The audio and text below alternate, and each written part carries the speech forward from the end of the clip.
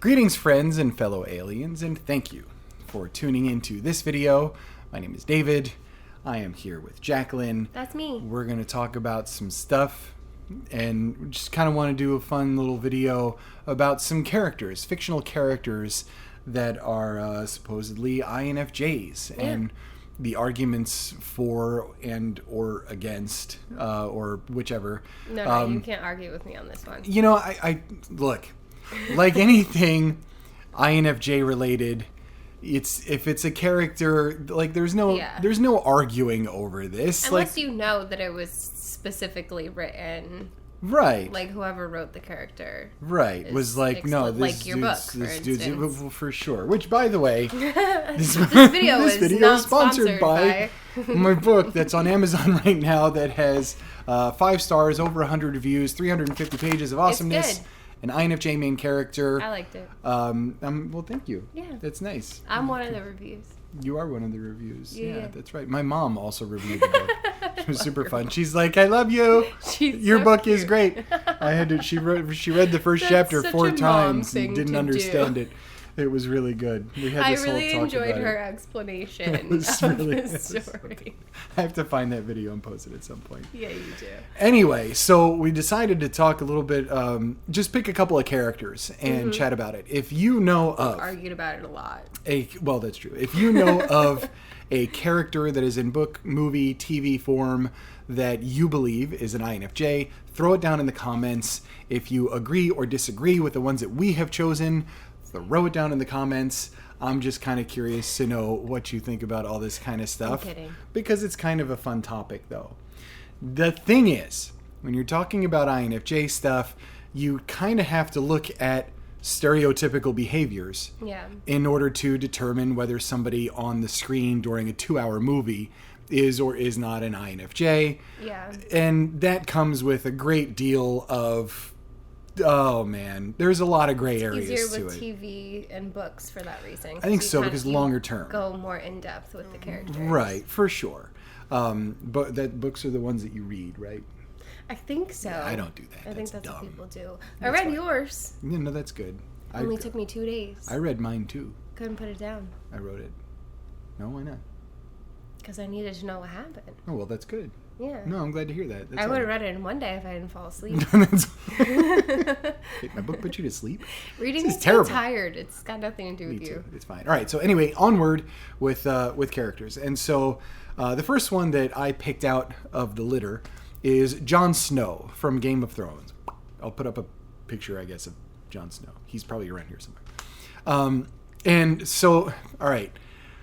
I'm not like a huge fan of Game of Thrones. I watched the first few seasons of it. I think through season, I want to say like 4 to 5, somewhere around there. At which point, I just started to totally lose interest, and it got just kind of like meh. It's like a lot of characters to keep up with. Honestly, it was a lot like Walking Dead.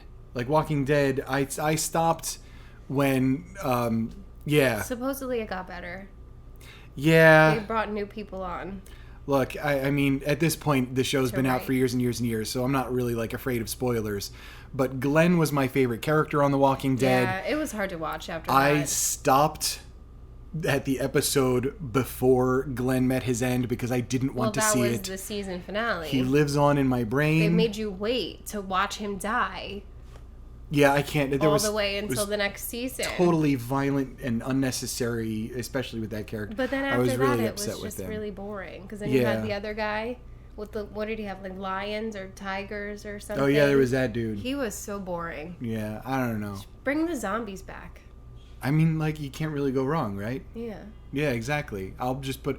So I watched Walking Dead, and then I switched to Shaun of the Dead after that. And that was much better. That was much better. I love when they sing, and then the zombie's like, That's my favorite part. It's really That part good. kills me every time. It's good. Anyway. It's good. Anyway, so... We're not talking about The Walking Dead. So, back to Game of Thrones. Jon Snow... How did we even get there? Like most people, it's a long story. Like most people, Jon Snow was definitely one of my favorite characters on the show. He was very complex as a character, and you could always feel this kind of, and I mean, really props to Kit Harington for playing it the way he did. There was always this sort of inner struggle with him, where he was trying to kind of find himself, find his identity, ends up going to the wall, the whole thing. But there were a couple traits for him that I think really do resonate as an INFJ. He did tend to be fairly duty bound, and he wanted to make sure that, you know, this is his purpose and his meaning, and he liked that meaning in his life. And a lot of times he was very protective of those around him that were, you know, that were his friends and very close to him, and there weren't many of them. But then groups as a whole. I ended up watching just recaps of the later seasons. If you haven't seen it and you're going through Game of Thrones and you haven't seen the end of it, just go ahead and mute me for like a minute here. But towards the end, and the part where I really thought it does resonate for him as an INFJ, is that he very much had this loving relationship with Daenerys. And at the end, she's just kind of flipping out and going crazy. And she's like, hey, it's pretty cool. Like, my dragon's just eating everybody and everything's in ruins. And I'm happy because I have all the power. And you could see in him how much of a struggle it was that she had fallen so far into this power trip that he knew it had to end. And he knew he needed to end that happening. And it was that balance of loving her as much as he did and knowing his history and his identity, but then also knowing that innocent people were being killed. And her reasoning for it was just very twisted at the time.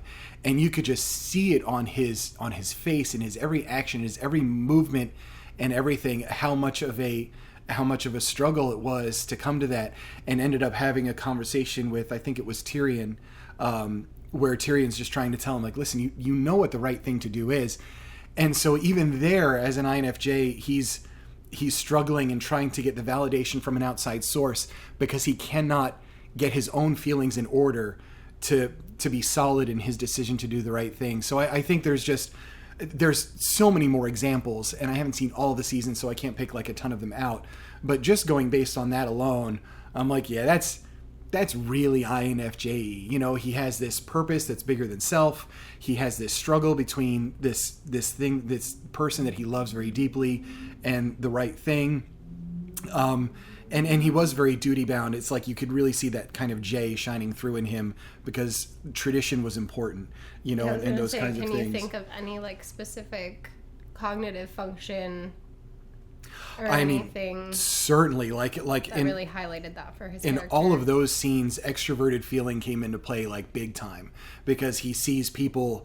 Basically, they were aligned with like the prior regime, so to speak, the Lannisters, and you know, he saw that, but he could still feel for them because he's like, yeah, even though they were aligned that way, they were under that rule, they didn't do anything wrong.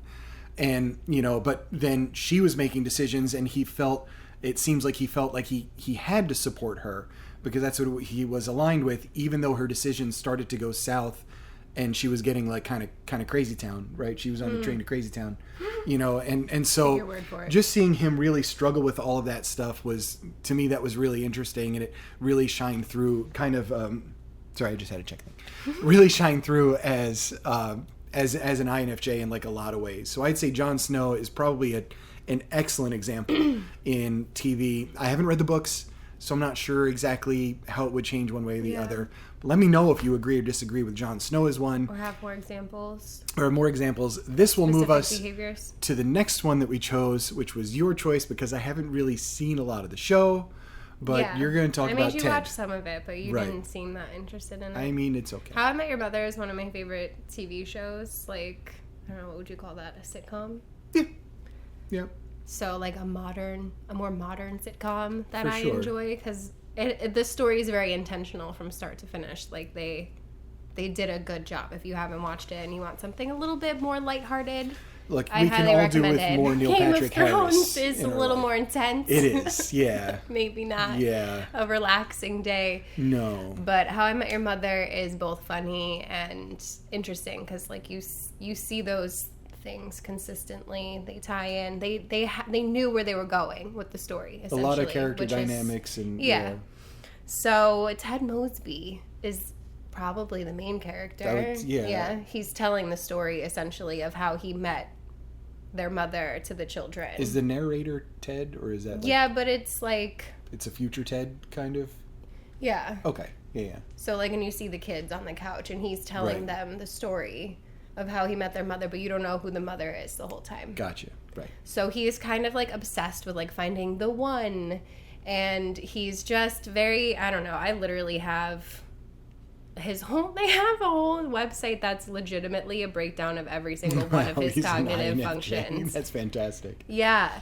But it's interesting because he's very future oriented, and he's always so focused on finding that person and creating that like perfect picture of how he wants his future to be, essentially. Right. He's very internal, even though he might seem extroverted because he's always like out with his friends. He has a lot of like inner monologues, and when he's telling the stories to his children, he goes off on like side stories and tangents, and he'll be like, wait, how is this relevant? And then he's like, hold up, I think that was a different time. Like, it's just that's kind of like the NI at work, right? Yeah, the it's very and all that kind of stuff. Well, I never even thought of it, and when we were Googling INFJs in TV and his name came up and I started thinking about it, I was like, how did I not ever notice this before? Would you classify him as a dreamer? 100%. He wants to be an architect. He thinks he sucks. He's got imposter syndrome, really badly. Yeah. Really badly, but identity he ends crisis. Up being successful at he's good at it. He just doesn't think he's good at it. Gotcha. So he has this like grand idea of how he wants his life to be. He has this idea of like this fairy tale that he wants to play out, and he gets very upset when it doesn't work out the way that he wants it to work out. There's the J at work, sure. Yeah. That makes sense. Yeah. He's kind of like very much like the peacekeeper among his friends a lot of the time too. He doesn't like that conflict. He doesn't like when people are upset with each other. Yeah, like the more I think about him, so that would be his FE working, the more I'm like, he is legitimately probably the most INFJ character like on TV that I can think of. I don't know if you guys have seen any of these episodes at all, but it's pretty blatantly obvious. I think most people have seen. I think I'm an anomaly not having seen the show. Maybe. Like not watching it. I'm trying to see. I feel like you should link this website for people if they want to read it. But it literally goes through every single one of his cognitive functions. He's sensitive, he's romantic, he's compassionate, selfless. So give me the introverted thinking one. Scroll down right there, right? Just read this part, because I'm curious about this. Well, it's talking about FE blaming, so then it talks about his TI kicks in, and he can reevaluate something objectively. Ted is an intelligent and thoughtful guy, and consistently falls back on his tertiary TI. It rarely causes problems, as it most often keeps him in check. It keeps him well-grounded, despite his feeling nature. Interesting. Yeah. He has a lot of like his internal logic comes to work. monologues. I think we tend to do that too. As INFJs, we tend to just like the feeling hits us really strong at first until that TI comes in. And it's like, we'll just, all right, like let's back up and just try and apply a little bit of logic to the situation to go through it. It's interesting because they go into extroverted sensing next. They talk about his creativity and appreciation for the finer things. So there's a lot of episodes where Ted like goes to these like really fancy parties and talks about like really pretentious crap, and he loves it. Like he feels like he belongs with these people, and he just enjoys like those nicer things in life. Like he enjoys being intellectual. And he craves to have those like deeper conversations, more meaningful conversations with people, as opposed to his friends that just want to get drunk and be stupid. I've had those friends. Yeah. It's a fun show. I highly recommend it if you haven't watched it. It's one of my favorites. Right. All right. So we've got a Jon Snow. We've got a Ted Mosby. That'd be cool if they hung out. I don't know anything about Jon Snow besides what you just said. Just like you know nothing about Ted Mosby. It's really funny that you said you know nothing, because that's the biggest thing with Jon Snow, is that he meets this woman who's a wildling, who's like from like this wild place in the north, and then she always says, "You know nothing, Jon Snow." Like this is her way of just being like, "You're an idiot." About Jon Snow. Well, that's people tell me to watch it all the time, and I'm like. Yeah, that is my type of, like, genre that I would normally like. But do you know me at all? Like, I don't want to sit there and have to, like, really I've got to take notes. Actually, it does feel like that sometimes, because you're like, there's like 40 characters going at once and all their different stories. I know people that struggle to follow the Vampire Diaries, and it's made for teenagers.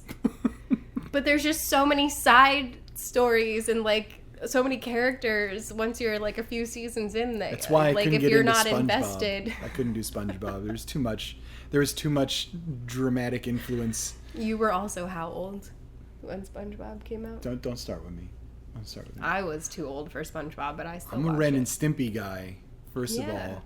I'm like in between. It's long. I was like it's big, it's arguably heavy, too young for Ren and Stimpy, but still watched it, and then arguably too old for SpongeBob, but still watched it. I don't know, man. You watch those kid shows now, like, they're wrong. I like the Log song. Yeah, all kids love Log. Log. I sang that literally every chemistry class when we did logarithms. That's not surprising. I was the only millennial in the classroom. Do you remember the song? What? Can you sing the song? Do you know the song? What song? The Log song. Part of it. All kids love Log. Yeah. Right. It's better than Log good.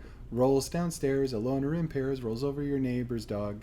It's great for a snack. It fits on your back. It's Log, Log, Log. With Log, it's Log. It's big. It's heavy. It's wood. It's Log. It's Log. That's the part. It's better than bad. good. It's better than bad. It's good. Everyone wants a Log. I was like probably 6 when I saw that for the first time. Oh, okay. So. No, that's good. But I remember that, and I remember the episode with the belly button lint. Yes, they had some weird. My favorite was Shaven Yak Day. No, the nipple salesman. I wasn't allowed to watch it, so I didn't see that many. There was a show where they were going door to door selling rubber nipples, and they go to this dude's house, and he's covered in rubber nipples. Neither one of them are INFJs. How did he get here? No, but just hold on. And then he goes, and he's like, I'm afraid I don't have any rubber nipples. And then he said, if you have any rubber walrus tusk holders, and he brings out this walrus who looks at them and just says, call the police. You said that before. You liked that one. And it's my favorite scene because it's really just, it's like, what? So the third character that I was looking and stumbled across, and one of the ones from Lord of the Rings, it's always pegged as an INFJ, is Galadriel. She's kind of like elf witch in the woods. I've seen sort of them. type. I just don't know the characters that well. Besides, like Frodo. In Lord of the Rings, everybody points to Galadriel as an INFJ, and to be honest, for me, it's like she's not in enough to be able. I don't know about the book because the book, like I tried reading it, but it was Board of the Rings, I'm sorry. and like I couldn't get through it. What? I just remembered the scene from Clerks 2 with Randall when he's like, it's how many movies and people walking. He's like, here's the first one, and he just like walks across the frame. He's like, and the second one. He walks, and then he stops at one, and he's like, oh hey look, it's something, and then he keeps walking. I'm sorry. I'm sorry, I love that movie. So you were talking about it, and that's all I could think of. That's fine. He's like, even the trees walk. I'm crying. It's fine. It's fine. We're taking it back. It's okay. So Galadriel in Lord of the Rings is not in. you really can't see anything else right now. It's fine. Is not in enough of the movies for me to be like confidently say, all right, she's definitely an INFJ. She certainly has that. Certainly has like an unhealthy INFJ quality when she's given like a little bit of power and stuff like that, like when she sees the ring and she's like, I will be the Dark Queen and the whole thing. Yeah, no, it's good. We like to feel special. Yeah, of course. Right. That's why people get mad when you tell them they don't have Jedi powers. I'm sorry, Padawans, you don't. But Aragorn from Lord of the Rings. So here's a dude that is definitely introverted because he just likes to have his hood down in the corner of the pub and just watch everything going on, which is almost exactly what I do in a coffee shop when I'm trying to write because like I'm just like kind of observing everything, right? So he is observant that way. He definitely has his intuition moments throughout, and I'm talking about the movies, not the book, because again, Board of the Rings, I couldn't get through it. As soon as I got to the fourth or fifth time, there was some kind of dwarf singing in the woods. Is there one where they're not walking? Like, I'd have enough. They do a lot of walking. Yeah, they do. It's definitely, it's like an ad for Clark's, like the entire thing. They should have like good shoes and stuff, stomping around in their Air Force Ones.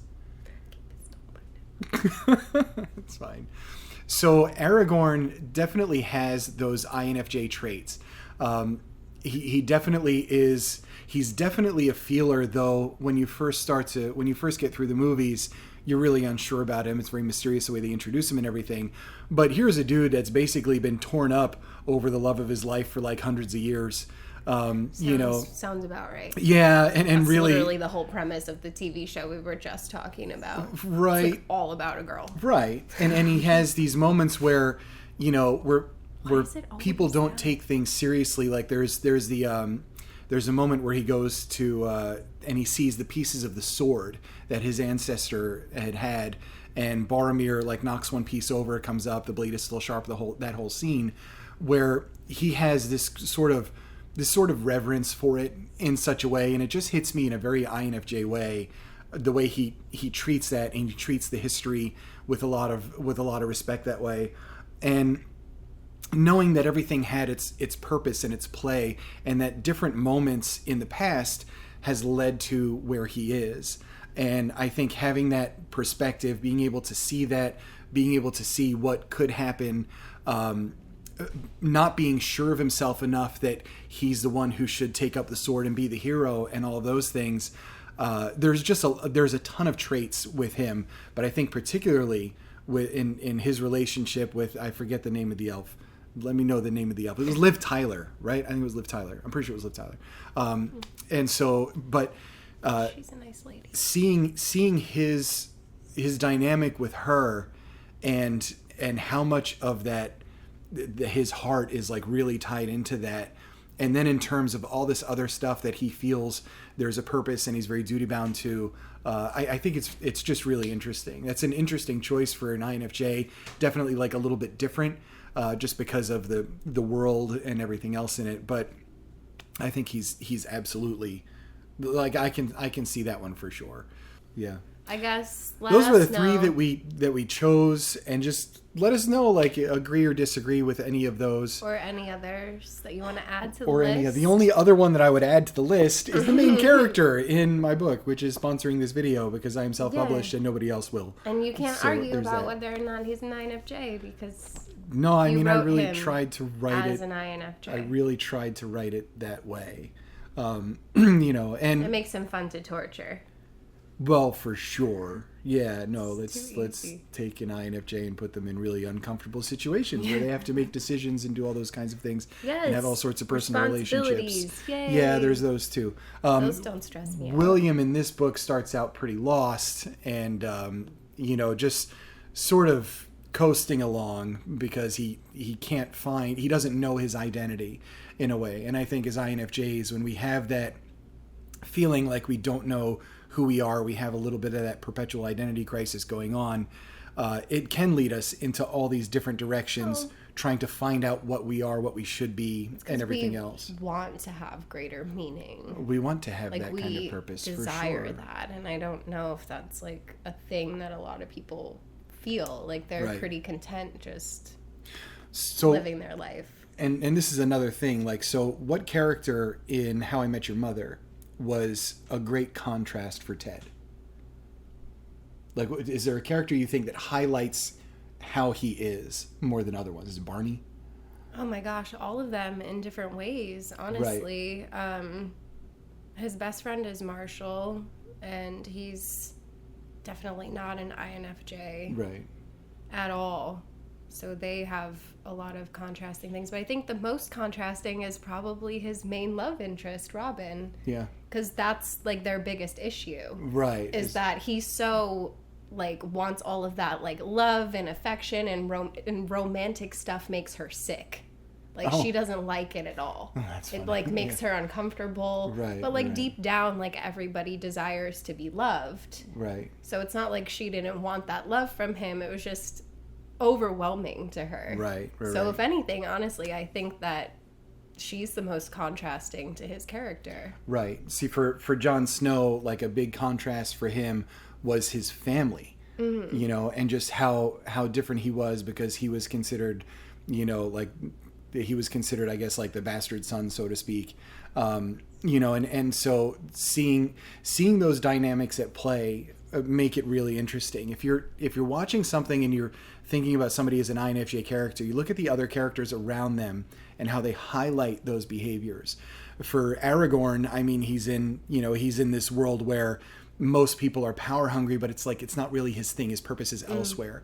And so, it made him a great hero in so many ways because he was able to put aside all of those things that he felt didn't matter. They were surface level in a lot of ways. Morality seems to be like a common thread. Very much through these characters, because Ted is very much the same way. The more I think about it, Barney is also very contrasting to him because he's just like a womanizer. Right. He's very much like just out to have fun for himself, and Ted's kind of the character that's like, like maybe that's not the right thing to do. But then Barney challenges him and his morals in a lot of ways as well. So in here when writing an INFJ character, when trying to construct an INFJ character, that was one of the things that I was really trying to nail down, was have a character that was such a great contrast for William, that highlights all of those things in him, that highlights all of his struggles and challenges him in a lot of ways. I think as INFJs, we need to be Duncan. Is definitely just making Duncan. sure I had it right. Yeah, no, definitely. Duncan very much the thinker, as opposed to him being a feeler, very much a sensor. And that's true, because then he starts to rub off on Duncan. Like there's so many different dynamics that you can play with. There's a little bit of a bromance going on. You never know if they love each other or hate each other. Yeah, I mean, I don't either, and I wrote the book, so that's fine too. So anyway. Let us know. Other characters that you see, agree or disagree with these for Jon Snow, Ted Mosby, and Aragorn from Lord of the Rings, son of Arathorn. I'm curious, though. I should look into who wrote How I Met Your Mother. I feel like they probably intentionally wrote him as an INFJ. He's like textbook. Yeah. You hope so. Almost annoying. I hope you don't see a quote from the writer who said, "I just tried to make him as annoying as possible." I'm so sorry. No. That's fine.